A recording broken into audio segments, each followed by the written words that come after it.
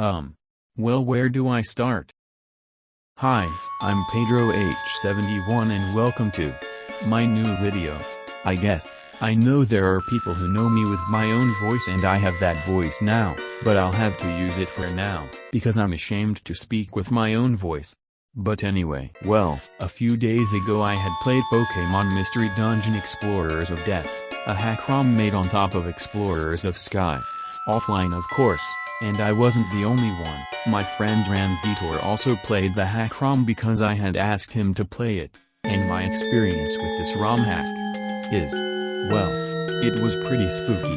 However, one day, I had nothing to do, and I didn't have much idea for videos and I was freeing up space on my PC so it wouldn't keep crashing, until one of the exe applications I found was SkyTemple, which by accident I had downloaded it from the official SkyTemple website and left it on my PC without noticing for about 2 or 4 years. Without much else to do, I decided to open SkyTemple.exe to satisfy my curiosity and take a look at how it works. When I opened it, I realized that it was a program for configuring and modifying Explorers of Sky, placing custom functions, sprites, cutscenes and scripts for the normal game. And before a professional comes here and tells me about this was my first time using this program. After I opened the program, I thought about getting the Explorers of Death hack ROM and opening it with SkyTemple, thinking it would have some new things. And a small detail here, this is the demo version of the ROM hack, and also one more thing, it doesn't work with the ZLT file, only with the NTS file. When I opened it, I realized that there were a lot of things that I didn't even know what each one did. And the first thing I clicked on was, oh damn, hold on.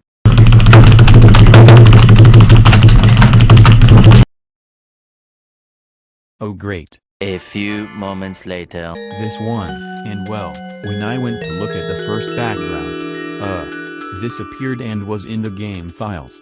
And before I forget, here are the creators of the hack ROM.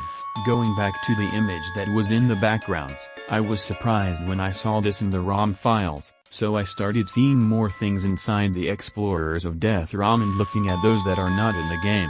And as expected, I ended up finding a few more. Like this world map with some words written underneath the map, saying stay out of my world.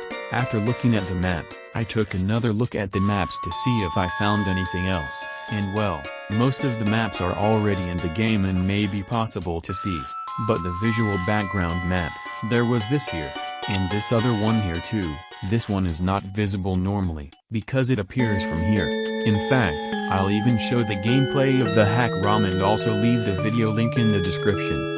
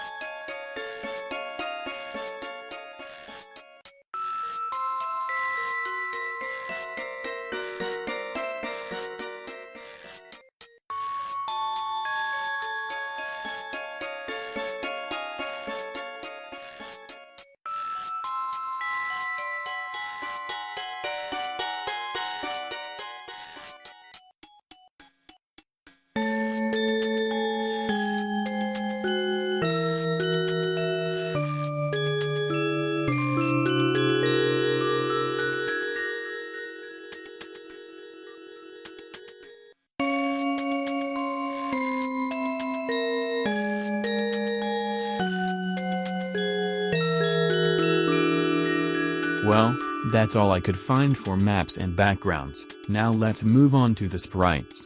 I took a look at the idle sprite and portraits of some Pokemons to see if some were different, and to my surprise, some were changed, but the special portraits were extremely new. And I'm sorry if this voice said Pokemon's wrong, but I have nothing to do and it's going to be like that. While I was looking at some sprites, I came across this. And before anyone asks me, the Shadow and Myra the Vulpix sprites are already shown in the game itself. Besides being the only sprites that are modified in Squirtle, After seeing this thing here, I decided to see the portraits of the Pokemons.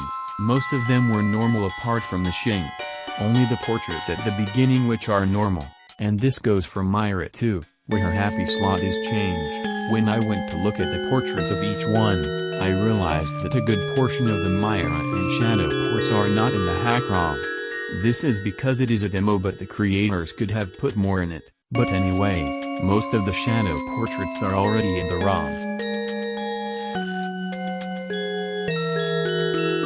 But some are not. Like these ones here, for example. There are 4 other Shadow portraits that are special, but I'll leave them at the end, and you'll soon understand. And I will also record each emotion in the portraits of how they are in each one. These are the portraits of each one in each file, in addition to having some that I didn't include in this video showing in a recording that I ended up making to make it easier. Myra's portraits are the ones that had the most outside of the game. When I realized this, I was shocked and surprised that she is the Pokemon with the most emotions outside of the game.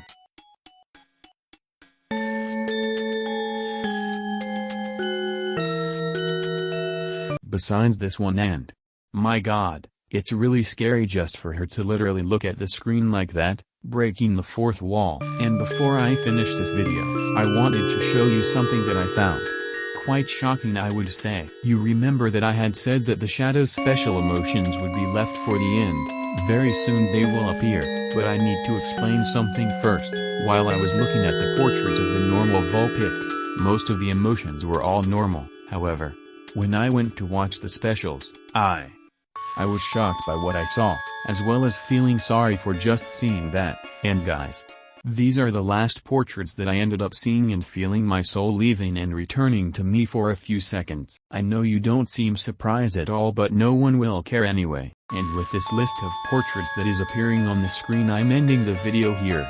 I know this is one of my first videos of this type, but I wanted to at least share it with you. Thank you for watching this video until the end. If you liked it, leave a like, subscribe below so you don't miss any notifications of a new video, and share this video so more people can know and have something new on this channel. Anyway, I'm going to go rest because my goodness, it took me a long time to do this here. With all this, See ya!